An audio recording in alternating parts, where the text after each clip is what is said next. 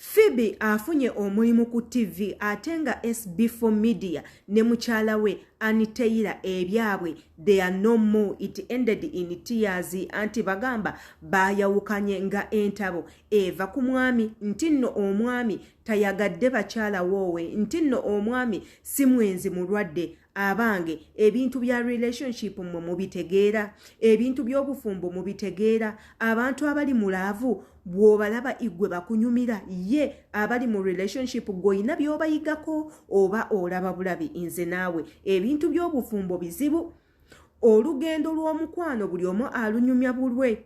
Abantu abali mu bufumbo buli omu obufumbo abutendereza bubwe, anti buli omu yamanyi byayitamu, buli omu yamanyi akasigiri katuddeko, yamanyi amaziga gakaba infe nga tetuliyo. Wabula nga ate congratulations Phoebe, nze nsanyuka nnyo okulaba omwana ow'obuwala ng'agezaako okweteeka waggulu, ng'agezaako okwekolerera. Buli watuuka ku kintu eky'omuwendo nange kimpa essanyu. Muli nange ne neegamba Adita don't give up, muli ne neegamba Adita keep on pushing, keep on going, ojja kutuuka ku ekyo ky'oyagala lemerako. Wabula nga ate amannya yenze Shila Adita, gwena atanaba kubanga otusubscribingako ku YouTube channel yaffe eno muganda wange osubwa ebintu bingi nnyo. Ekigambo subscribe weekiri gwe kikonemu akada akali awo waggulu, eyo nno ye main factor etya. Bw'okoona mu kadaako buli video eneetula ku eno channel egenda kubanga esookerawo. Olunaku olwaleero amawulire ga Phoebe gazze gagenda mu maaso, boogera bino boogera biri, anti omanyi ebigambo ate era nga bagamba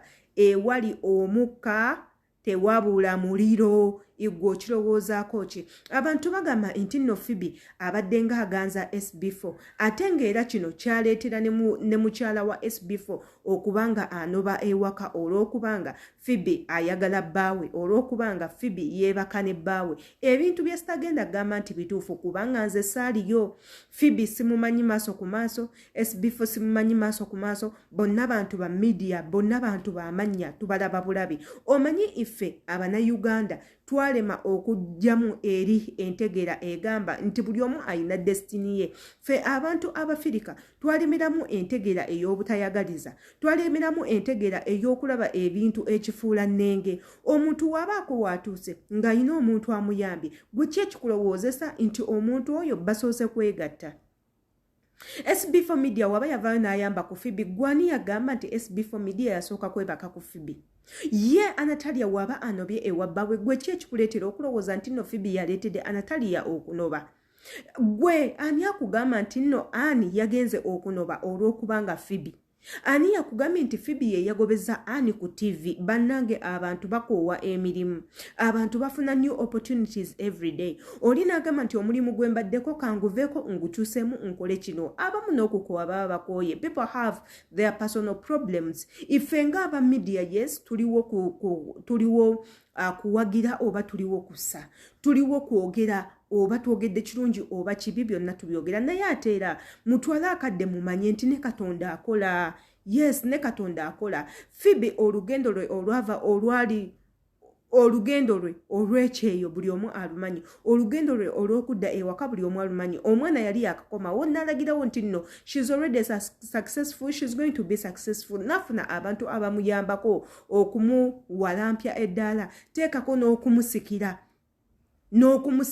Phoebe ayina abantu bakolagana nabo, akola mu company namba ey'okutunda amataka, akola ku TV, ayina business eyenga y'omuntu, teekako n'ebintu bye byakolanga y'omuntu, ayina airport pick-up n'ebintu ebirala. Nze ngamba okusinga okwogerera omwana ono twandibadde tumusanyukirako. You never know. Igwali yayogera olunaku lujja kutuuka nga lulongo oyina ekintu ky'otuuseeko naffe tukwogerere, ng'oyina ekirungi ky'otuuseeko ne tutandika okupokera omugambo. Gye mukoma okwogera ebintu ebiri negative, mulimu abantu abayina emitima nga minafu. Gy'okoma okwogera ebintu ebiri negative, omuntu oyo oba ogenda mumalamu amaanyi, oba ogenda kumusaagambe abantu already tebanjagala already kino. Wabula naye nga nze Shila Adita ebintu mbiraba in a positive way. Nze mpagira mwana muwala Phoebe okubanga akola, nze mpagira omwana omuwala okubaako bwe yeetuusa. Bw'obanga gwe okyayina obusobozi, okyayina amaanyi, oli mulamu bulungi, keep on going, keep on working. Muyige